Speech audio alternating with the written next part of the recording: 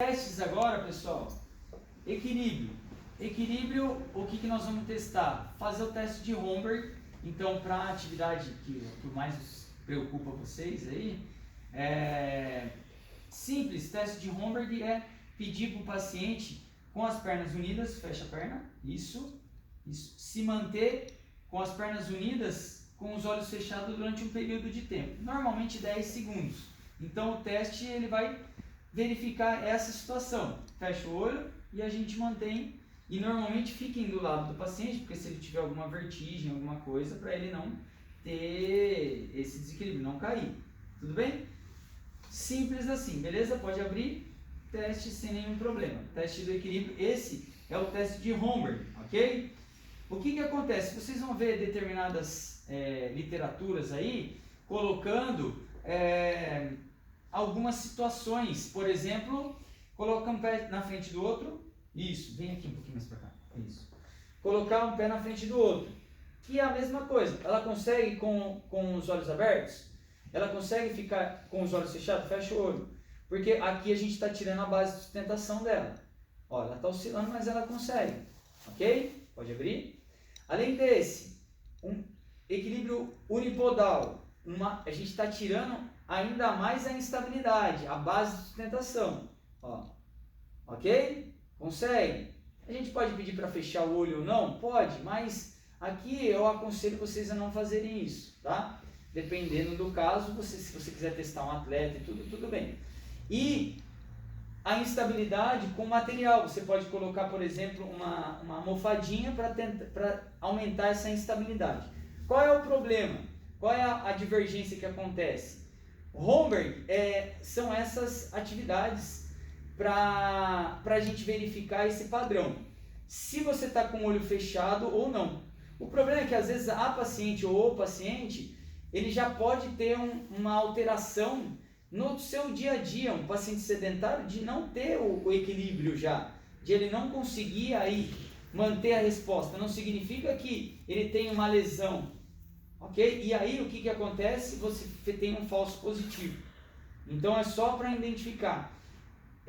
Todas essas situações, dependendo da literatura, vocês vão ver como Holmberg aí, ok? A única diferença que eu acho que é importante vocês salientar eu acho que o principal aqui para identificar padrões neurológicos uniu as pernas e fechou o olho e 10 segundinhos ali, tem protocolos que deixam até 30 segundos, mas 10 segundos, tá tudo bem, não tem nenhum tipo de alteração neurológica. Se você quiser ser mais específico, aí você pode fazer todas essas posições, o tandem com a perna à frente ou o unilateral, com uma unipodal com uma instabilidade depois associada, se você quiser colocar um material. Tudo bem? Bem simplesinho então. Além disso, a gente pode testar a parte dinâmica, que é aquilo que a gente viu na marcha, pede para o paciente andar, e isso de forma dinâmica a gente vai ver se ele tem alguma alteração com algum tipo de marcha patológica ou não envolvido. Tudo bem? Uma coisa que normalmente a gente faz é utilizar a escala de Berg. A escala de Berg é uma escala com várias situações que a gente vai colocar à prova. Então ela vai estar envolvendo o teste de Holmberg dentro dela, vai ter alguns outros testes que dá para a gente fazer de forma isolada, e ela vai dar um score. Esse score está relacionado com o problema risco de queda, ok? Então é legal de repente a gente verificar isso também, utilizar a escala como um todo, dependendo do seu paciente, ok? Equilíbrio, deita ali agora, por favor. Depois do equilíbrio, aqui na tabelinha que eu mostrei para vocês, a gente tem a motricidade, então a parte espontânea, a força muscular e a coordenação. Parte espontânea, pessoal, é aquela inspeção dinâmica, né? O paciente pode estar deitado, pode estar em pé, você está inspecionando e está verificando se ele consegue ou não fazer determinadas situações. Então, você pode pedir para ele, por exemplo, levanta o braço, ele consegue levantar? Levanta a perna, ele consegue levantar? Ok? De forma espontânea, eu estou falando com ele, ele está respondendo. Tem alguns testes, que são os testes deficitários, de Manguenzini, de a prova de Barré ou a prova dos braços estendidos, que aí são testes específicos para ver se tem déficit, né? Então, por exemplo, teste do ombro aqui, do braço estendido. O que vai acontecer? Normalmente a gente faz em pé, mas de repente se o paciente tem algum problema de postural, ele não consegue se manter, está calado, alguma coisa, dá para fazer deitado aqui. O que a gente faz? Deixa o braço estendido, pede para ele fechar o olho, fecha os olhos e mantém aqui. Esse é o teste. O que acontece se ele tiver alguma complicação, algum problema neurológico? Ele não consegue manter e um braço às vezes começa a se deslocar. Ok? Também acontece isso na parte do membro inferior. Teste de Manguenzini aqui. Levanta, faz ângulo de 90 graus, mantém aqui. Assim. Isso. O teste é a mesma coisa. Olhos fechados, mantém aqui. Se ela de repente não conseguir manter, vamos supor que uma perna está caindo, ou isso de forma mais distal, na articulação mais distal, ou na articulação mais proximal. É a identificação de uma manobra deficitária da região aqui. Tudo bem? Então, bem simples para a gente identificar motricidade espontânea. A gente pede para ela ou para o paciente fazer alguns movimentos, ou pode testar fazerem esses testes específicos aqui. Tudo bem? Na parte de força muscular, é o teste de força de 0 a 5, as escalas lá. A gente tem uma escala que eu já mostrei para vocês, mas na parte de neuro, a gente utiliza uma escala que é a Medical Research Council, que é o MRC, que pega exatamente 3 regiões de membro superior e 3 de membro inferior. Não necessariamente precisa só ser para paciente neurológico. Paciente crítico, leito, normalmente se faz esse tipo de escala, porque ela vai verificar a fraqueza de forma generalizada. E aí, eu nem vou mostrar para vocês, porque a gente já viu isso, mas a ideia é testar a prova de função muscular, se ele tem força ou não. E aí lembrar, ação da gravidade, se ganha da gravidade ou não, e se eu tenho resistência contra aquela situação. Só que, nesse caso, a gente faria em todos esses movimentos, né? E ainda faria um score aqui, que até 48 pontos está normal. Menor que isso está com fraqueza generalizada ou algum agravo neurológico aí. Tudo bem? E depois desse, para a parte de motricidade voluntária, coordenação. Coordenação, pode fazer aqui, ó, eu expliquei para vocês, estica a perna. Eu expliquei para vocês com o membro superior, mas a coordenação a gente pode fazer e deve fazer ambos os membros, superior e inferior. Porque como a gente está vendo a parte neurológica, se tem lesão ou não, coordenação, como eu disse, é bem simples. Vocês vão fazer o paciente, vocês vão dar uma voz de comando para o paciente para ele realizar determinado movimento. Então, quais vão ser os movimentos? Normalmente é aqueles movimentos do índex, índex nariz, índex orelha, ok? A diferença é que no caso aqui, ó, ela deitada assim, para membro superior é legal que estivesse sentado, mas vou fazer aqui para otimizar o tempo. Então, ó, índex nariz, ok? Vai, índex nariz, abre e fecha, isso. Com os olhos abertos e com os olhos fechados, para a gente identificar se ela pode ter ou não alguma alteração cerebelar ou alteração proprioceptiva. Por quê? Se ela estiver conseguindo, vai, abre, isso. Olha lá, com os olhos fechados e com os olhos abertos, está normal. Mas vamos supor que com os olhos abertos, ela erre, faz um lado de cada vez. Primeiro, deixa um braço direito aberto, isso. E leva lá. Isso. Olho aberto ela consegue, faz com o outro lado. Olho aberto, também consegue. Agora com o olho fechado. Vamos supor que agora com o olho fechado ela parar aqui, ó. Ela não está acertando o alvo.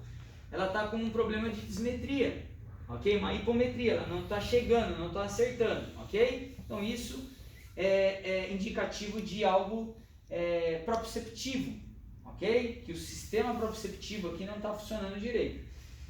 A gente pode fazer isso para membro superior e para membro inferior. Para membro inferior eu acabei não falando, mas vamos falar agora. Calcanhar, joelho.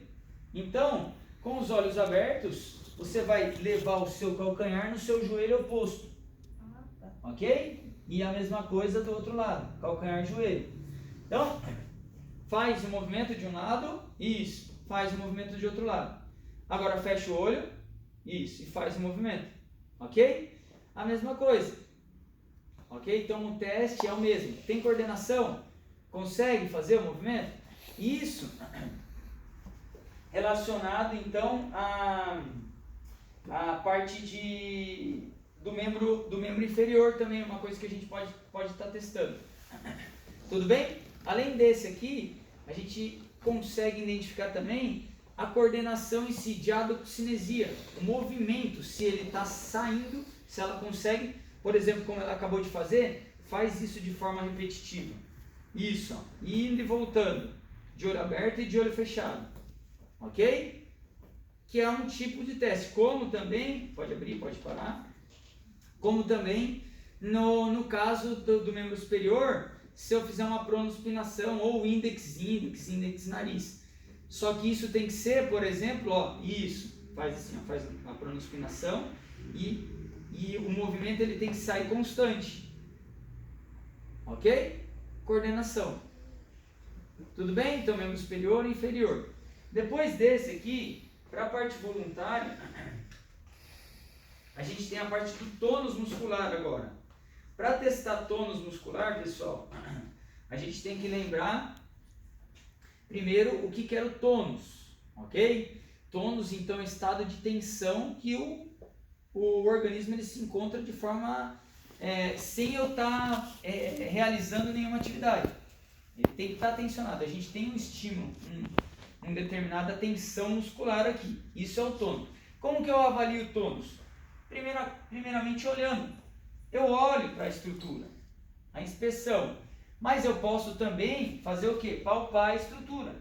Venho aqui e vejo como estão as estruturas. Ok? Nós temos algumas regiões principais aqui. Eu vou mostrar na região de membro superior, para otimizar o tempo também, mas o que a gente vai identificar é isso, observar primeiro e aí depois palpar. Quando eu observo e depois quando eu palpo, o que eu posso identificar? Um tônus normal, né? Uma pessoa normotônica, uma pessoa hipertônica, uma pessoa hipotônica. Uma pessoa hipotônica é uma pessoa que não tem tonicidade. Então, normalmente um lesado medular, que está flácido, plégico, não vai ter aquele tônus. E normalmente essa situação a gente identifica, ó, tá vendo que no caso dela aqui, ó, ela tem a musculatura, ela é definida. Uma pessoa que não tem o tônus, essa musculatura ela tá meio espalhada, faz assim, ó. Ela vai ficar tipo meio que sem tensão, ela vai ficar meio que largada, ok? Flácida seria, que a gente tem que tomar cuidado com a flácida, porque normalmente a gente identifica como a pele flácida, né? Mas seria mesmo uma situação mais flácida aí, mas a identificação é a tonicidade, você não teria tensão muscular, tudo bem? E aí, isso de forma da hipotonia. A hipertonia, no caso, é esse desequilíbrio, essa desarmonia no tônus. Então ele fica com um tônus contraído, ok? E na hipertonia a gente tem duas situações que a gente vai identificar: a hipertonia plástica e a hipertonia elástica, ok?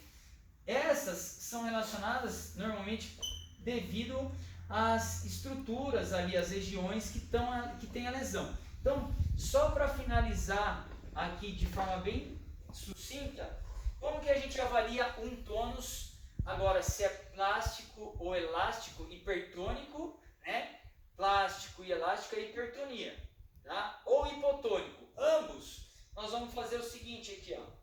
Nós vamos fazer, que ela tem que estar aqui, não sei se vai ficar ruim de filmar. Ela vai fazer aqui, ó, por exemplo, eu vou pegar o cotovelo aqui, ok? Estou com o cotovelo na minha mão e o que eu vou fazer aqui? Eu vou fazer movimento. Eu já palpei, tá? Então eu já identifiquei se tem tônus ou não, se está hipotônico ou hipertônico. Vamos supor, no caso, uma hipertonia, normalmente ela entra em padrão de contração.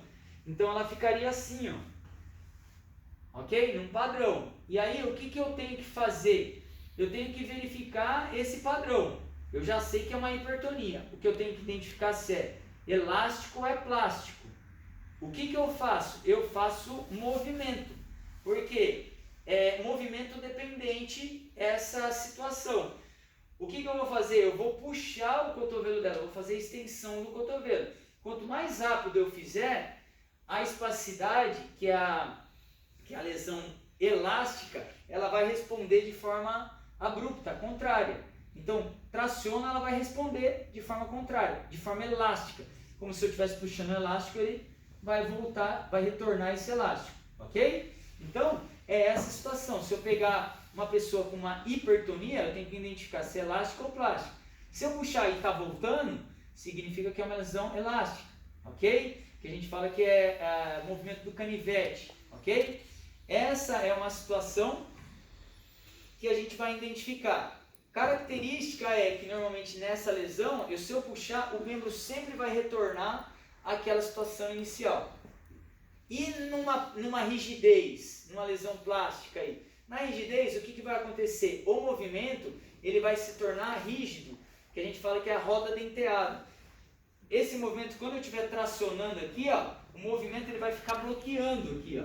Só que ele não vai retornar, ok? Não vai ser um movimento plástico. Então a diferença da rigidez para a espacidade é exatamente essa. Aqui, na hora que eu estiver fazendo o movimento ele está bloqueado, é como se tivesse dentinho aqui, aquela engrenagem que está meio presa. Então eu vou tracionando, ela está indo, ó, está indo, só que ela não responde de forma elástica, ela não retorna, ok? Ela se mantém ali naquela postura. E às vezes eu não consigo, logicamente, mobilizar, fazer esse movimento acontecer, porque está rígido.